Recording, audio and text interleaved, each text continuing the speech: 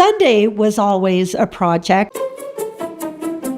So the only seats that are available, of course, are the first 3 pews.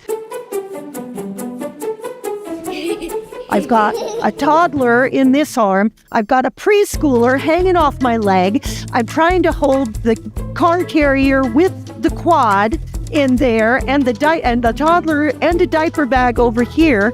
And I've got on high heels with all the children and all the commotion and the Cheerios flying and the people rolling, and, people's heads are turning to see what's going on. Now, there was one time in church where I actually thought things were going pretty well. I mean, nobody was rolling under the benches. Nobody was cascading in somersaults along the pew. The Cheerios were carefully contained in the container. And now it was time for the sacrament. And my kids, they were a little restless, but they certainly weren't noisy. And the woman in front of me, she stood up, she put her hands on her hips and said loud enough for the congregation to hear, "Well, I'm not taking any more of this." And she turned around and looked at us, and I was just humiliated and mortified. And everybody was looking at us. And I burst into tears, and I grabbed the diaper bag, I grabbed the children, I said, "Let's go." And I left the chapel in tears, just sobbing, and got out to the parking lot and just sat there.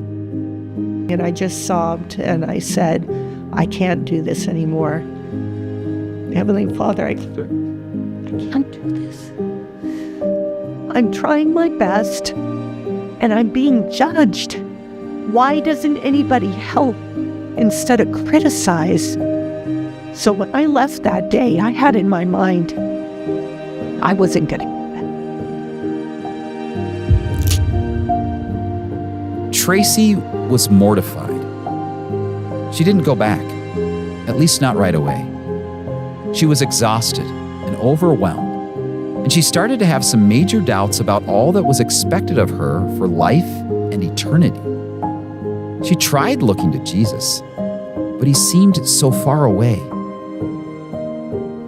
I looked up to Jesus and knew that he was the way that we were supposed to follow, but I also knew that I was far from reaching that level. So on the one hand, I thought, this is attainable. I can do this. And then on the other hand, it was like, this is impossible. I can't do this. Nobody can do this. So there was that tug of war between striving for perfection and yet the realization that there must be something wrong with me, because if I have this divine nature, why do I fail? Why do I feel like I can't live up to the expectations no matter how hard I try?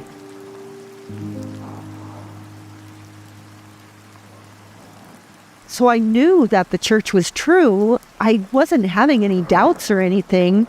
My doubt was in myself. My doubt was in my ability to keep all the requirements to get my family to the celestial kingdom.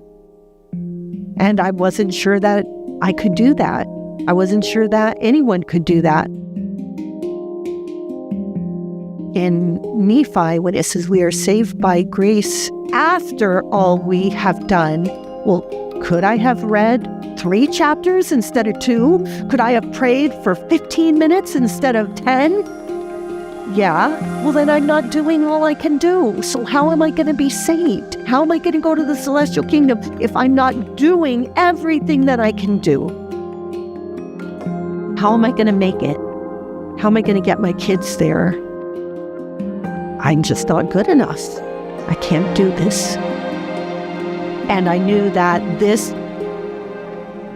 was a pivotal point in my life and in the lives of my children. If I didn't go back to church, that could affect eternity. If I didn't go back and we became inactive and the kids saw that church wasn't all that important, this was going to affect our spiritual journey, our spiritual walk from that point on. And I talked with Scott about it, and I finally came to the conclusion, I've got to go back. We're just going to have to change things. We're going to have to do things a little different. If I have to sit in the foyer with the kids, if I have to do a triple backflip, quadruple effort to get there early enough to sit in the back row, but I've got to keep going. It was just fortified in my mind that we needed to do better. Get those kids under control. But we had to do better. Tracy pushed aside her self-doubts and resolved to persevere.